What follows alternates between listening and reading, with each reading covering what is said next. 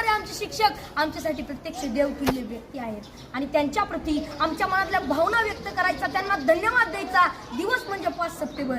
चिखलाच्या गोळ्याला आकार द्यावा लागतो, सोन्याला सुद्धा भट्टीत तापावं लागतं, दगडापासून जर मूर्ती घडवायची असेल तर त्याला सुद्धा टाकेचे गाव सोसावे लागतात. आणि तसंच जर मनुष्य नावाच्या प्राण्याला सुसंस्कारी माणूस घडवायचा असेल ना, बनवायचा असेल ना, तर त्यासाठी शिक्षण आणि शिक्षक दोन्ही गरजेचे असतात. तेव्हाच सुसंस्कारी माणूस तयार होतो.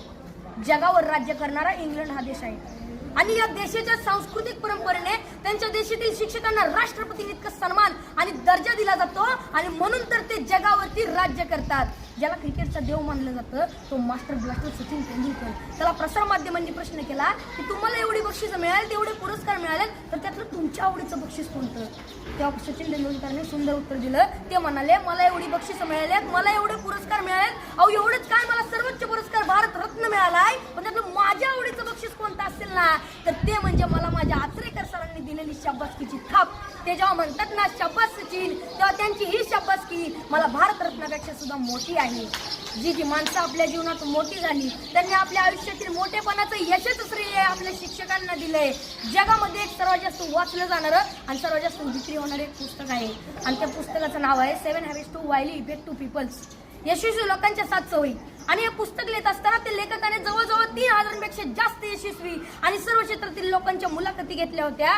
तर त्यामध्ये जवळजवळ प्रत्येक यशस्वी लोकांनी आपल्या यशाचं श्रेय आपल्या शिक्षकांना दिलंय. मनाच्या मोठेपणाचं सर्वात मोठं उदाहरण आपल्या शिक्षकांनी आपल्याला केलेल्या सहकार्याबद्दल कृतज्ञता व्यक्त करणे आणि मनाचा सर्वात मोठा खोटरडेपणा आहे की आपल्या शिक्षकांनी आपल्याला दिलेल्या ज्ञानाबद्दल जाण आणि कृतज्ञता नसणे. अशी माणसं फार मोठी होत नाहीत आणि पुढे जाऊन ती तोंडावर पडतात.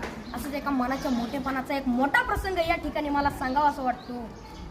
एकदा डॉक्टर बाबासाहेब आंबेडकर इंग्लंडवरून भारतात येत होते. ही बातमी त्यांच्या कार्यकर्त्यांना, त्यांच्या आयोजकांना समजली. त्यांचे कार्यकर्ते बाबासाहेबांच्या विमानाची वाट बघत विमानतळावरती थांबले. बाबासाहेबांचं विमान 2-3 तास लेट होणार होतं, पण तरी सुद्धा त्यांचे कार्यकर्ते त्यांच्या स्वागतासाठी त्यांची विमानतळावर 2-3 तास वाट बघत थांबले आणि 2-3 तासानं बाबासाहेबांचं विमान विमानतळावरती लँड झालं. बाबासाहेब खाली उतरले. बाबासाहेबांचे सर्व कार्यकर्ते बाबासाहेबांच्या दिशेने पळत सुटले. ढोल ताशे वाजू लागले. बाबासाहेबांच्या घोषणांनी आकाश दुमदुमून गेलं. बाबासाहेब आप आगे बढ़ो, हम तुम्हारे साथ है, बाबासाहेबांचा विजय असो अशा घोषणा देत होते. कोण बाबासाहेबांच्या पायात पडत होतं तर कोण त्यांना हार घालत होतं. बाबासाहेबांची नजर समोर गेली तर समोर बसलेला एक म्हातारा माणूस मात्र बाबासाहेबांचा हा कौतुक सोहळा अतिशय प्रेमाने पाहत होता. बाबासाहेबांनी गर्दी बाजूला सारली आणि तडकन त्या म्हाताऱ्या माणसाकडे गेले आणि आपलं डोकं त्या म्हाताऱ्या माणसाच्या पायावर ठेवलं. त्या क्षणी सर्व लोक आश्चर्यचकित झाले. एवढे मोठे प्रखंड पंडित डॉक्टर बाबासाहेब आंबेडकर या म्हाताऱ्या माणसाच्या पाया का पडताय? त्या क्षणी बाबासाहेब म्हणाले,